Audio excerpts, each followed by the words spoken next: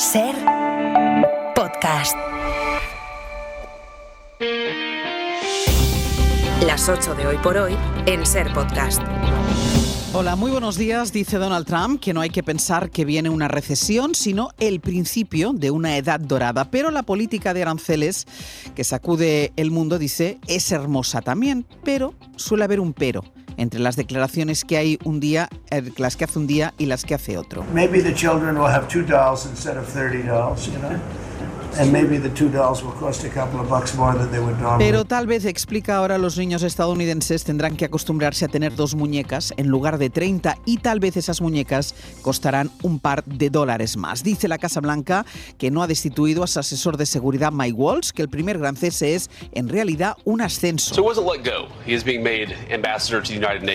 Una promoción, ha insistido esta noche el vicepresidente J.D. Vance, porque Trump ha colocado al ex asesor como embajador ante la ONU, una de esas instituciones multilaterales en las que su administración no cree. Han pasado 102 días y el presidente de Estados Unidos ya ha hecho cambios en su gobierno, aunque él los llama ascensos. Después ha ido a dar un discurso a la universidad, la de Alabama, y allí, ante los graduados en estudios superiores, ha vuelto a indicar que le besan el culo. En este caso lo hacen, dice él, los magnates de Internet. Sergio Soto, buenos días. ¿Qué tal, Ángeles? Buenos días. Mientras, según él, cada vez son más los que le besan el trasero, cada vez son menos los que trabajan a su lado. Redujo su jornada primero Elon Musk y con el cambio de puesto del asesor de seguridad, Trump ha llenado de cargos a quien le queda, a Marco Rubio, que es ya asesor de seguridad, secretario de Estado y jefe de la Agencia de Cooperación. La primera salida de la estructura de gobierno llega semanas después del Signal Gate, así se llamó el caso por el que Waltz, el hombre que ahora deja de ser asesor de seguridad, metió en un chat a un periodista y mostraron allí sus planes secretos para bombardear a los hutíes, a qué hora iban a hacerlo, cómo iban a hacerlo, todo ante el asombro del periodista que lo publicó. Aún así, la Casa Blanca indica que su cambio es una recompensa. Corresponsal en Washington, Sara Canals. Sí, un cese que Donald Trump en sus redes ha vendido como una promoción, pero que aquí en Washington se interpreta como una especie de premio de consolación. Le nombra como embajador ante la ONU, teniendo en cuenta, por un lado, que necesita la luz verde de los republicanos en el Senado y, por el otro, lejos del ala oeste de la Casa Blanca, del círculo íntimo del presidente, para representar desde Nueva York una institución como Naciones Unidas por la que Donald Trump siente desprecio. Y mientras no le encuentra un sustituto, el jefe de la diplomacia, Marco Rubio, será quien asuma su cargo de forma interina. De hecho, 2 horas antes de confirmarlo, el presidente Trump elogiaba así a Rubio en un acto en los jardines de la Casa Blanca. Marco Rubio, unbelievable. Unbelievable, Marco. When I have a problem, I call up Marco, he gets it solved. Rubio es increíble. Cuando tengo un problema, llamo a Marco y me lo soluciona, decía ante los asistentes. Sin embargo, Rubio tendrá ahora que compaginar ser el jefe de la diplomacia con el rol temporal de asesor de seguridad nacional, pero no sin polémica, puesto que algunos expertos ya advierten que son cargos poco compatibles. Estados Unidos tiembla de nuevo al ritmo de las decisiones de Trump, pero esta vez en España las coordenadas son otras. Toda la vista en lo político está en el apagón del lunes y la búsqueda de causas y responsabilidades que enfrentan de manera cada vez más abierta a gobierno y oposición y al gobierno con las eléctricas.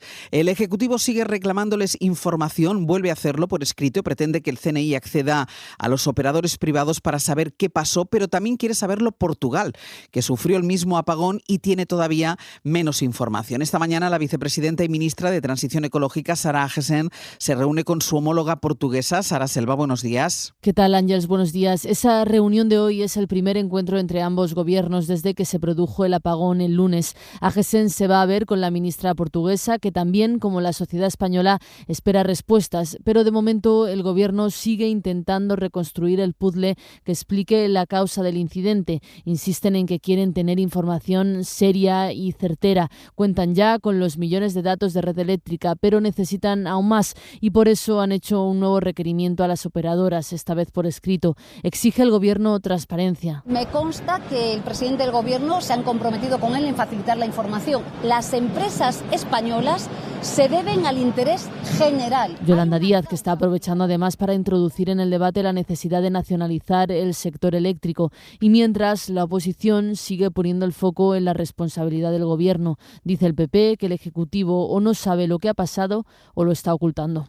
Portugal investiga por su cuenta, eso pretende al menos, porque sabe que los datos apuntan a un fallo que viene del suroeste de España. De momento ha encargado 3 auditorías porque no tiene apenas información. Corresponsal en Lisboa, Brais Suárez. Por la parte portuguesa han sido muy discretos y apenas han indicado que se va a discutir la situación energética en la península ibérica. Ahora mismo no hay intercambio comercial entre ambos países y no se prevé que se restablezca por precaución hasta la semana que viene, según la red eléctrica lusa. De momento, ante la incapacidad de dar explicaciones, Portugal se deshace en exigencias ante cualquier entidad competente, ya sean sus reguladores de transportes terrestres, de aviación y de telecomunicaciones, a los que ayer ha pedido un informe urgente, o la Unión Europea, a la que Lisboa ha exigido una auditoría independiente de los sistemas afectados, es decir, del español y el portugués, algo que en Portugal no se lee tanto en clave de señalar a su vecino como de mostrar proactividad para encontrar respuestas, prevenir eventuales recaídas y también, de alguna manera, dar a entender que el gobierno no podría haber actuado de otra forma. Lo que sí está claro es que el diálogo entre ambas partes será necesario. Escuchábamos que el PP deja ir esa teoría de que Sánchez sabe lo que pasó, que es lo mismo además que dice Vox. Lo que no sabe Sánchez, porque los populares no quieren decirlo, es qué van a hacer los de Feijóo cuando el plan antiaranceles llegue al Congreso. Porque el Partido Popular cose el apagón a las turbulencias de Estados Unidos. Quiere aprovechar lo segundo y la necesidad de enfrentarse a los aranceles para dar más vida a las centrales nucleares. Así que de momento no quiere dejar claro si cuando el Congreso vote el PP se abstendrá o directamente rechazará el plan del Gobierno para combatir los aranceles. Si lo rechaza, todo dependerá de Podemos. Ana Fernández Vila. ¿Qué tal, Áñez? Buenos días. En Moncloa se agarran a que ni el PP ni Podemos han aclarado su voto. Creen que eso significa que pueden lograr al menos su abstención por el alto precio que supone oponerse a las medidas contra los aranceles de Trump. Eso en privado, porque en público el Gobierno sí dio ayer por sentado el voto en contra del PP y se lanzó en tromba contra los de Feijóo por condicionar su apoyo al decreto a que se alargue la vida de las nucleares. En una carta a la militancia del PSOE, Pedro Sánchez denunció la sumisión absoluta del PP a las grandes empresas energéticas y sus ministros le secundaron. Óscar López y Pilar Alegría. El Partido Popular se ha convertido en un lobby. Ha dejado de ser un partido de Estado. Mezcla churras con merinas, ha trasladado el manifiesto desinterés por nuestro país. El PP respondió manteniendo su aviso. Esther Muñoz. Nosotros no estamos aquí para ser su muleta. No han aceptado ninguna de nuestras propuestas y por tanto no pueden contar con nuestro apoyo. Aunque en Génova también hay voces que reconocen que no se pueden permitir quedarse en esto solos con Vox, como ya les pasó con las pensiones.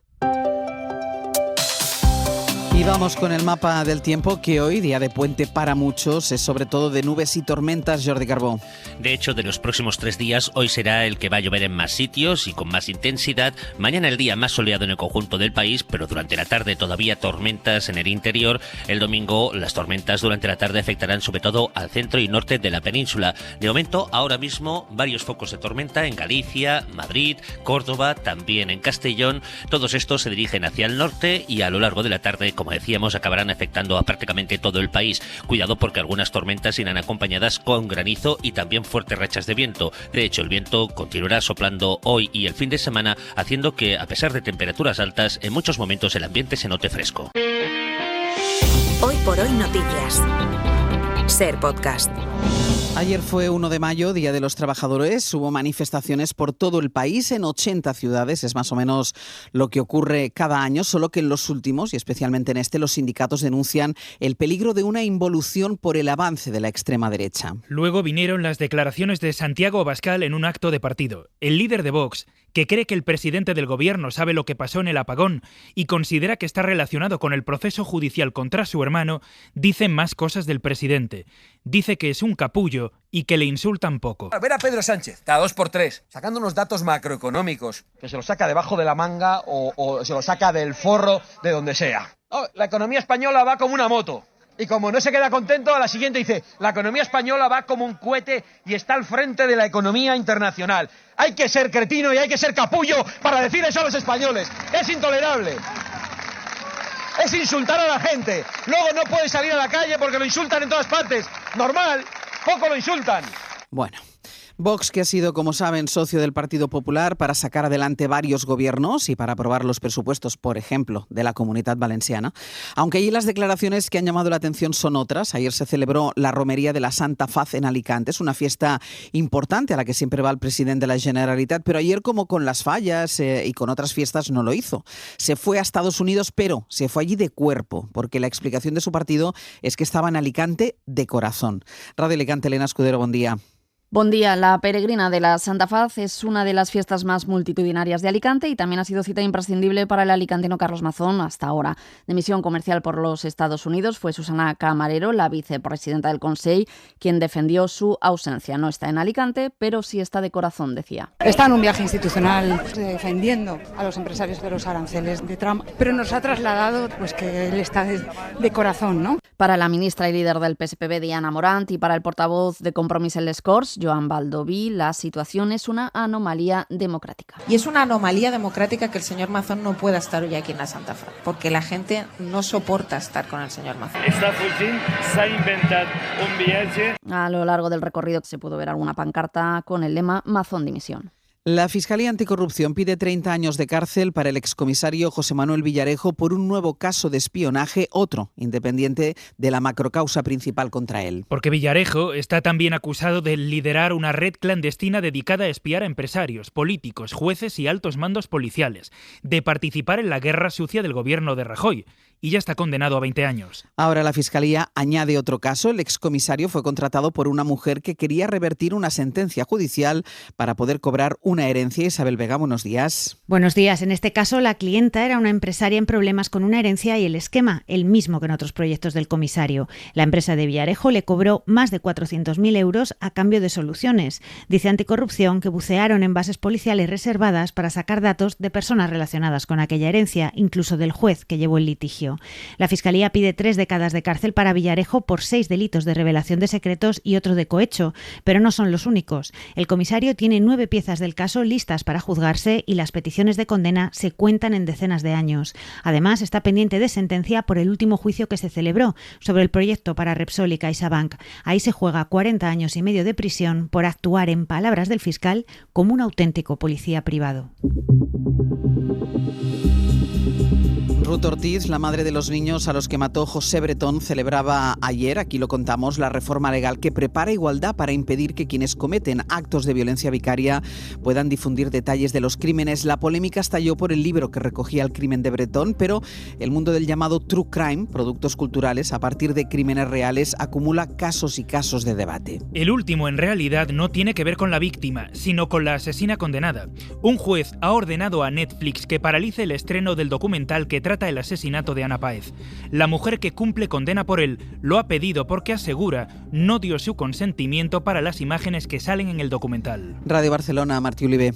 Sí, por este motivo pidió la suspensión cautelar en los tribunales que han aceptado su petición y por lo tanto Netflix ha suspendido el estreno. Ahora el tribunal tendrá que revisar los hechos y si diera la razón a la condenada, la cancelación sería definitiva. El documental se basa en el crimen de María Ángeles Molina, quien mató a una compañera de trabajo en Barcelona y suplantó su identidad para cobrar seguros y créditos a su nombre. Ucrania y Estados Unidos cerraron ayer su acuerdo para la explotación de tierras raras. Ahora vienen las lecturas de uno y otro, además de la de Vladimir Putin. Pablo Morán, buenos días. Hola Ángels, buenos días. Ucrania da por bueno el acuerdo porque recoge la ayuda militar de Estados Unidos y además no le obliga, como había amenazado Trump, a devolver la ayuda ya recibida. Es un compromiso de Estados Unidos con Ucrania a largo plazo y es por tanto un logro importante en un momento delicado, justo cuando la paciencia de Trump comienza a agotarse ante los escasos avances hacia la paz. Zelensky otorga la máxima relevancia al pacto. Dice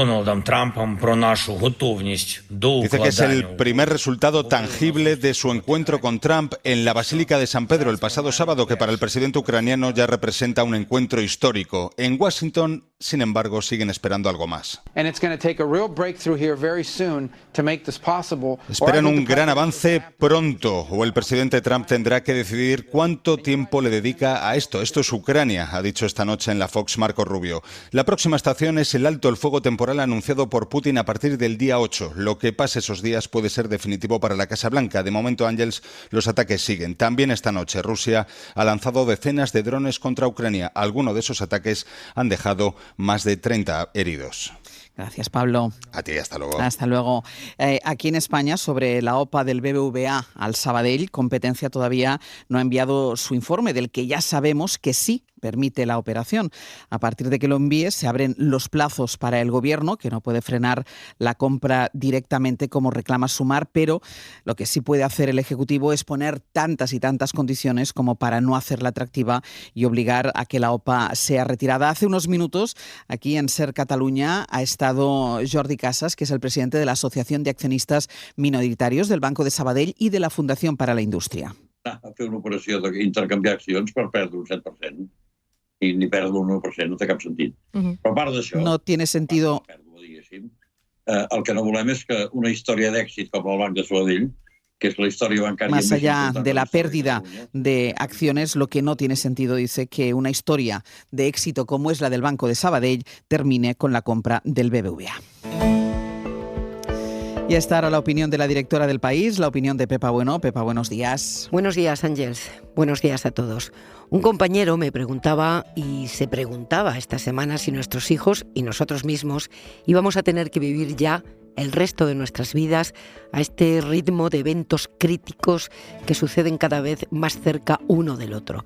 El gran apagón del lunes es el último sobresalto de un tiempo cargado de sobresaltos desde que en el año 2020 la pandemia nos enseñó que lo impensable era posible. Por eso es imprescindible la transparencia cuando ocurre un fallo como el de este lunes, que por complejo que sea el sistema eléctrico, debe tener una explicación. Aunque esa explicación tarde en llegar, porque se investiga a fondo, la necesitamos. Necesitamos la verdad y no un trampantojo para salir del paso. Todo el sector eléctrico y el Gobierno están obligados a darnos una explicación que podamos entender y a continuación anunciar las reformas necesarias para corregir ese fallo. Hay muchos intereses y mucho dinero en juego, pero está en juego algo más importante, la confianza. Porque el miedo y la incertidumbre son el caldo de cultivo perfecto para los vendedores de humo reaccionario. Y en 10 minutos el abierto. Hoy con Carlos Sánchez, Cristina Monge y Joan Subirats. Para no perderte ningún episodio, síguenos en la aplicación o la web de la SER, Podium Podcast o tu plataforma de audio favorita.